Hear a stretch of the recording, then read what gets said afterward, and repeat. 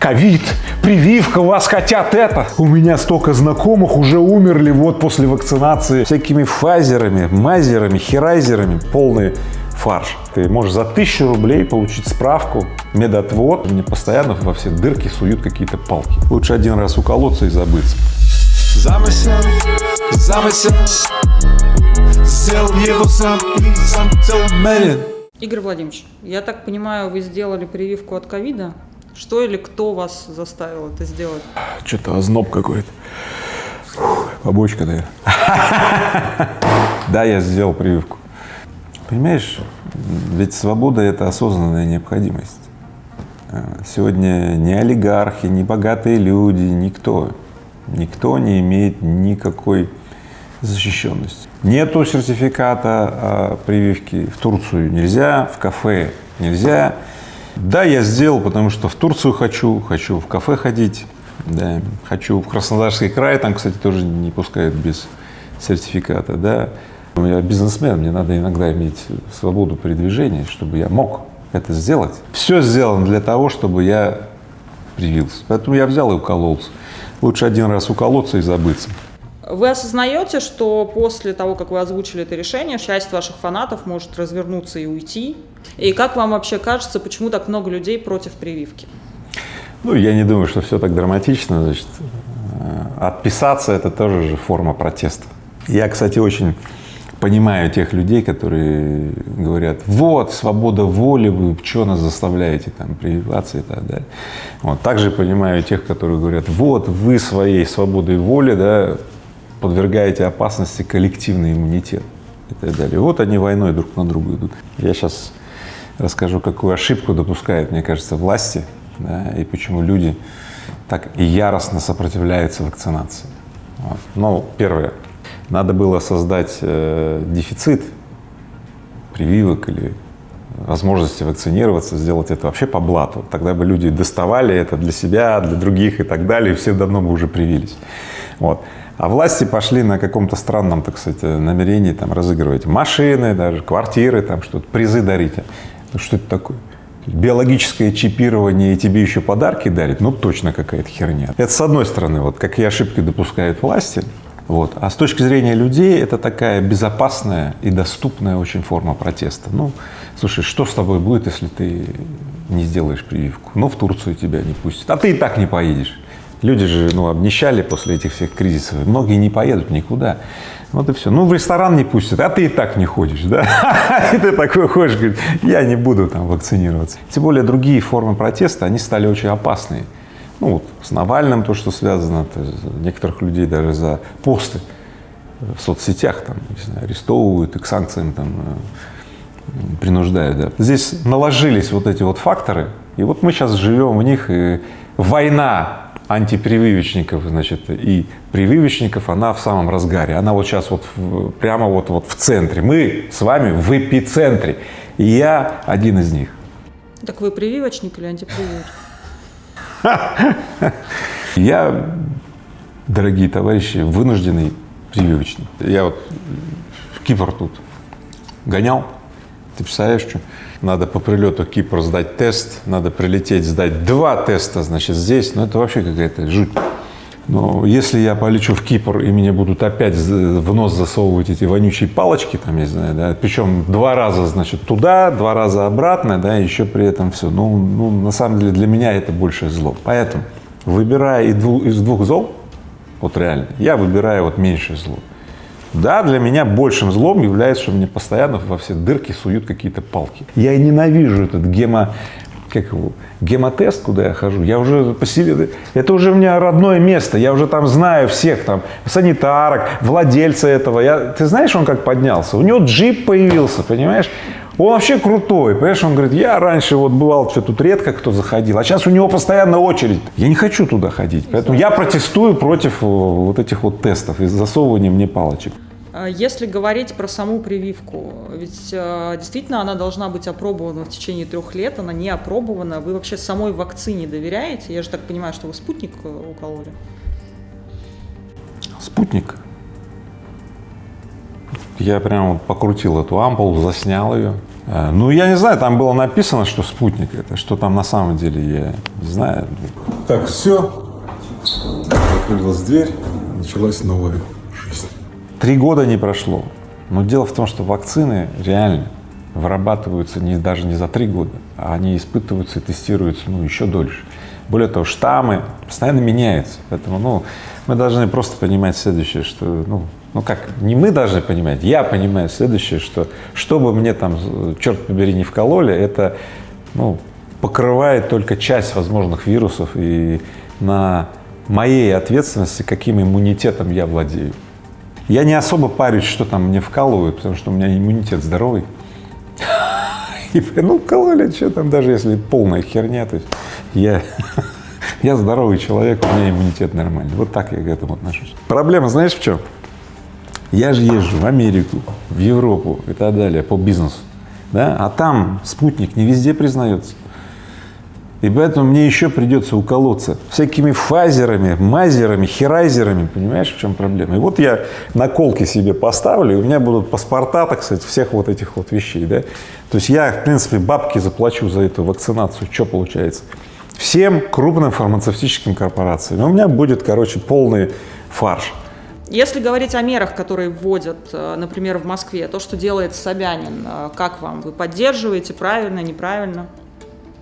У меня такое ощущение, что Собянин прочитал, что в Венеции вводили много лет назад, когда в Венеции, в Европе бушевала вот эта пандемия, да, в Венеции первыми додумались ввести административные ограничения.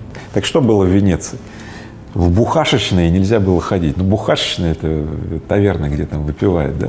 Из самых прикольных ограничений это следующее. Любовниц, согласно административному требованию, следовало либо выгнать немедленно, либо немедленно на них жениться. Поэтому Собянин этого почему-то не ввел, а было бы прикольно, да. Вот. И самое главное, значит, так как много людей поумирало, все долговые тюрьмы распустили. То есть кто остался, кто выжил, их распустили, и им сказали: вы 5-ю часть оплачиваете, да, и свободно. Представляете, 10 миллионов россиян, по-моему, уже даже 20, кто просто в долгах, как по самые уши, там, по ипотекам всяким, да. Представляете, вот это надо ввести, чтобы Собянин, чтобы все правители, да, всем списали долги. Вот вакцинировался, да, тебе раз долг списывают, тебе надо только 20% оплатить от твоего долга, и все списали. Вот! Кто поддерживает вот это предложение, пишите мне, пожалуйста, в комментарии, я обязательно передам московскому правительству. А как вы в целом относитесь к тем мерам, которые вот на протяжении вот этого, наверное, года мы все наблюдали, не все ими были довольны во время локдауна и после него? Что вы об этом думаете?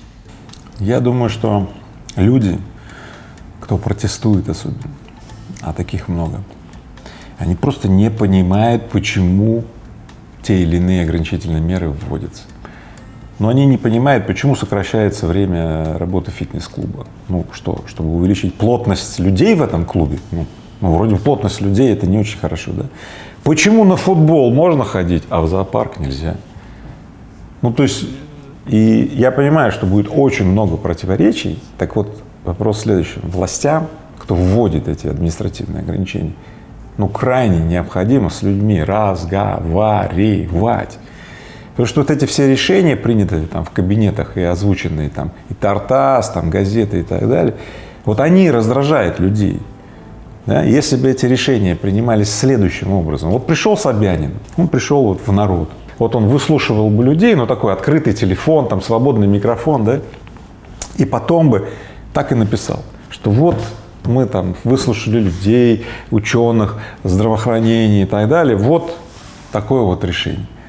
И люди, получив такую информацию, по-другому бы восприняли эти ограничения. Ограничения, выработанные ими самими. Как вы вообще относитесь к огромному количеству конспирологических теорий, которые есть вокруг ковида? Это там чипирование, цифровой ГУЛАГ и так далее. Что думаете про это? Сперва я скажу следующее. Слушайте, наши власти Telegram не могли закрыть.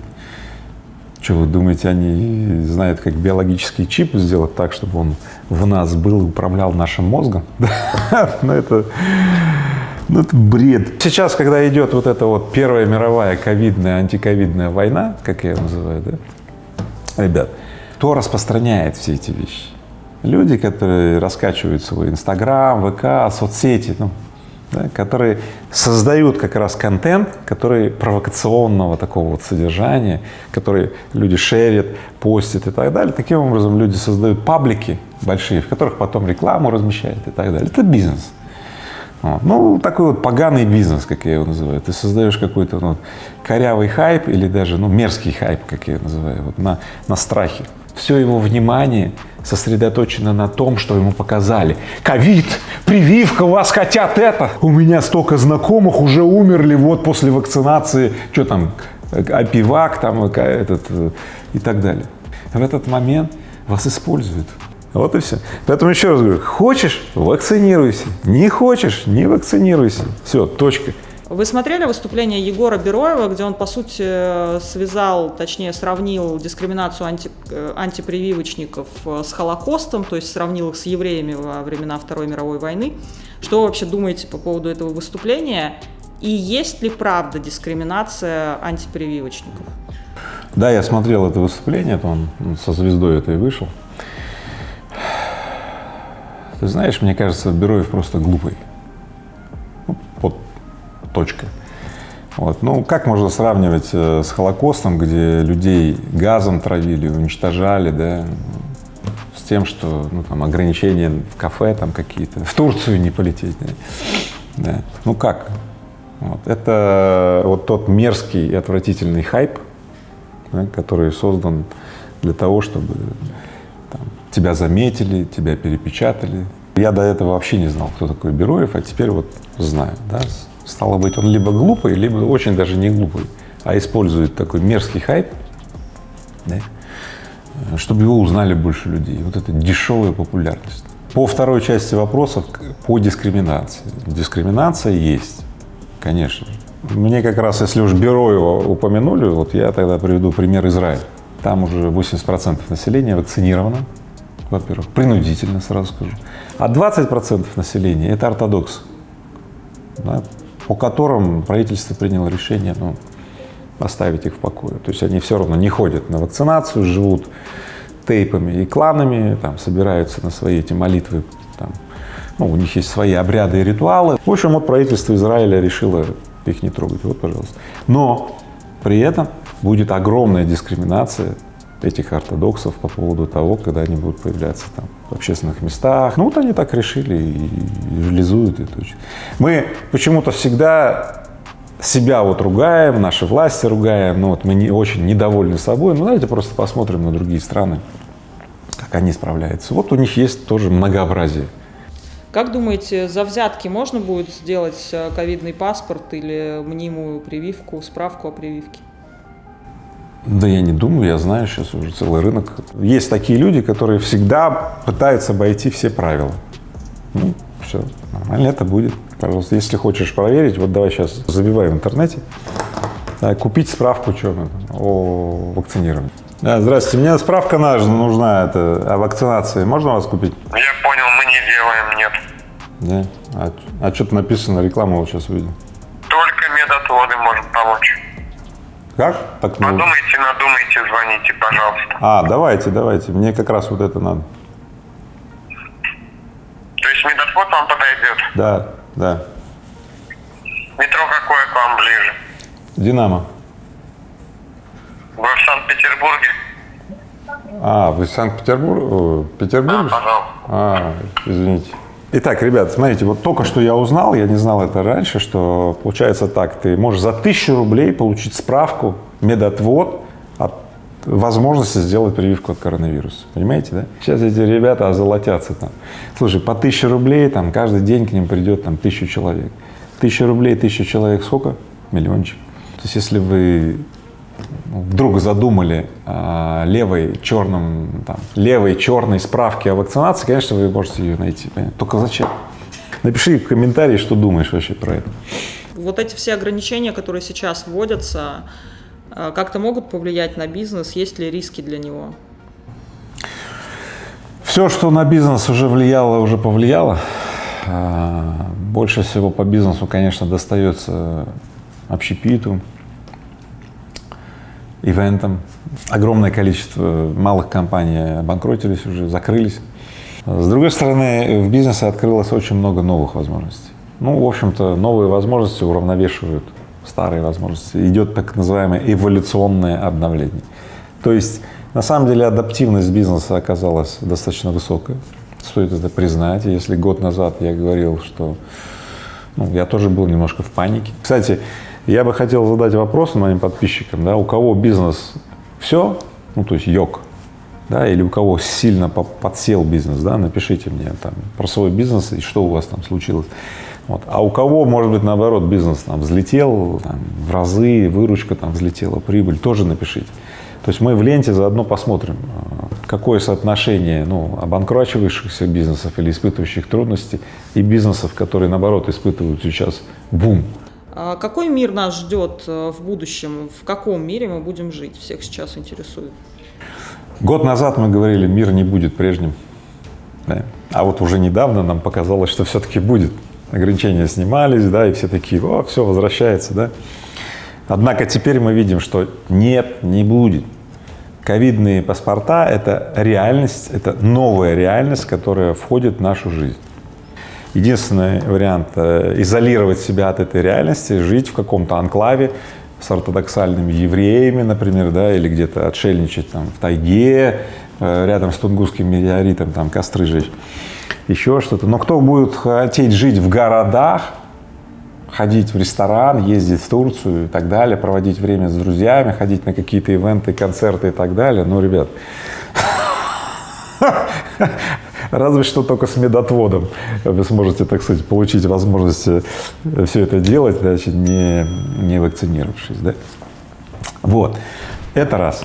А два – это следующее. Я вам всем предлагаю, советую и прямо настаиваю поскорее признать, принять и использовать эту чертову новую реальность, потому что бороться против нее – это испытывать износ, да, и подвергать себя травмам, иногда несовместимым с жизнью. Да. Поэтому мне очень нравится фраза одного очень задорного и азартного человека, который говорит: слушайте, лучше быть оптимистом и иногда ошибаться, чем быть пессимистом и оказаться правым. Мой замысел, это есть замысел, я имею замысел, это мой замысел, это мой замысел, мерит мой замысел, мой хайфей, это замысел.